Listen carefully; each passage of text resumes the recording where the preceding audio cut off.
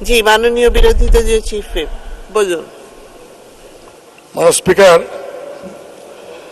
আজকে একটি পত্রিকা একটা নিউজ 10 কোটি টাকা অগ্রিম বিল দিয়েও লঘুদণ্ডে পার।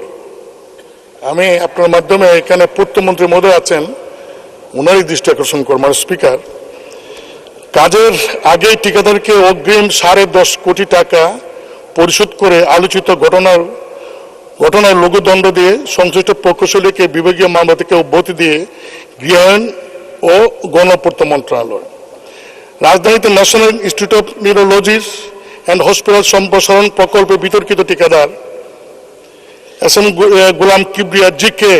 শামীমের প্রতিষ্ঠানকে এই বিপুল অর্থ পরিশোধ করেছিলেন গণপূর্ত অধিদপ্তরের শেরেবাংলা ডিভিশনের তখনকার নির্বাহী প্রকৌশলী ফজলুল হক। বর্তমানে তিনি রাজশাহী সার্কেল তত্ত্বাবধায়ক প্রকৌশলী হিসাবে কর্মরত। তাকে বর্তমান গ্রেডের প্রারম্ভিক ধাপে নামিয়ে দেওয়া হয়েছে।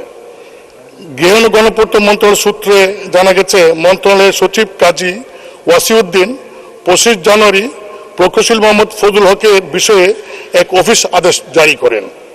বিভাগীয় মামলাটি দীর্ঘদিন ঝুলিয়ে রেখে সচিব অভিযুক্ত প্রকৌশলীকে বেতন কমানোর মতো লঘুদণ্ড দিয়েছেন, অথচ কুষ্টিয়া মেডিকেল কলেজ নির্মাণ প্রকল্পে দরপত্র আহ্বান সংক্রান্ত কাজে অনিয়মের অভিযোগে সংশ্লিষ্ট তত্ত্বাবধায়ক প্রকৌশলীকে পদাবনতি করা হয়। মাননীয় স্পিকার, আমি কাকে লঘুদণ্ড দিয়েছে এইটা না, আমার বড় প্রশ্নটা হইল যে এখানে কত বড় একটা অনিয়ম করা হয়েছে মাননীয় স্পিকার, সেই বিষয়ে।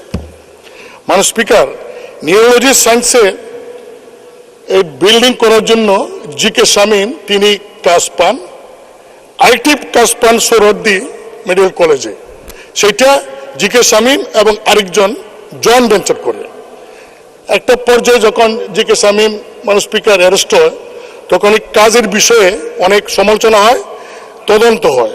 একজন অতিরিক্ত সচিব তদন্ত করে তিনি বলেছেন যে জি.কে. শামীমকে 10 কোটি টাকা অগ্রিম দেওয়া হয়েছে, মানে কাজ করে যে বিল যা তার চেয়েও 10 কোটি টাকা এডিশনাল বেশি দেওয়া হয়েছে। কেন দেওয়া হয়েছে এর কোন কারণ নাই। মাননীয় স্পিকার, পরবর্তী সময় এই তদন্তে আসলো জি.কে. শামীমের দুইটা কাজই ডিফল্ট। এটি এই যে ঠিকাদারের যে কন্ডিশন, সেই কন্ডিশন বরখেলাপ করা হয়েছে।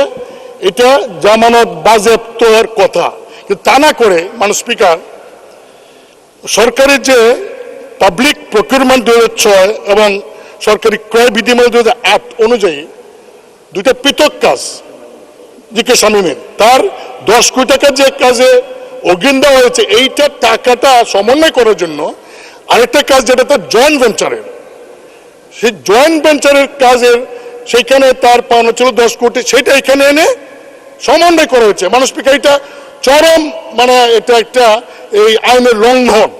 কারণ যে তার ওই কাজের কারণে এই টাকা ফরফিট হবে, ফরফিট না করে বাজেয়াপ্ত সরকারের খাতায় বাজেয়াপ্ত হবে। সে বাজেয়াপ্ত না করে একজন অফিসারকে সেভ করার জন্য, টাকাটা বাজেয়াপ্ত না করে সমস্ত রুলস রেগুলেশন ওভারলুক করে, মানে লঙ্ঘন করে সেই টাকাটা 10 কোটি টাকা সমন্বয় করা হয়েছে।